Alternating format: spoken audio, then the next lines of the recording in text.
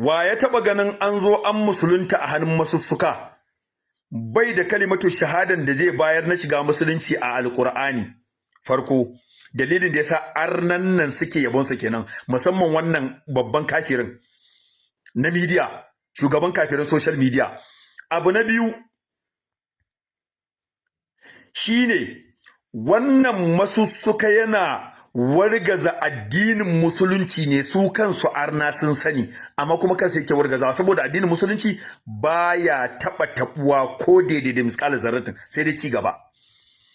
na farko masussuka baya bin arna yana musuluntar da su kaga ba su samu raguwa daga cikin su ba ku fahimci wannan shi yasa suke kaunarsa a matsayin shi na arne dan uwansu dan ba musulmi bane ba musulmi bane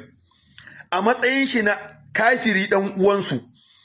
baya jan ɗan uwansu su shiga musulunci da karatun alƙur'anin da yake cewa alƙur'ani ne yake bi da kuma bi da yake cewa yana bin manzon Allah da ya ɗau takwabi ya yi ƙoƙari ya ɗaukaka kalmar Allah ya jaddada ta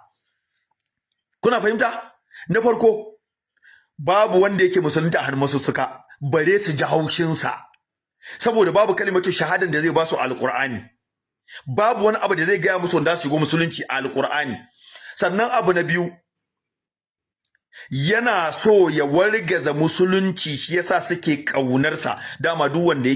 wanda kaga arne yana yabo to kai kuka da hawayenka wallahi baya kan hanyar gaskiya amma duk wanda kaga arne ya kafa mishi karan tsana to wallahi su matallashi yanzu kamar su babanci ne da Adam Ashaka su da aka kafe din nan ai suna kokari kullun ƙauyuka musulunta suke a hannunsu haka ne to dole su ki su masu su kafa ba wani arne da yake musulunta a hannun shi to kaga wannan dan kwangila ne ya ji daɗi a duniya je kiyama ci ubansa wannan shine magana ta gaskiya kar ku bata makan ku lokaci akan arni da arni dan uwa ne da dan uwa dole kafiri zai yi kafiri dan haka wallahi duk wani musulmi wanda zai ji haushi dan wai arni ya yaba arni na rantsi da Allah dama ba abin da zaka yi tsammani sai wannan tunda in dai kana da hujja alqur'anin da kake biye ce kul hatu burhanukum in kuntum sadiqin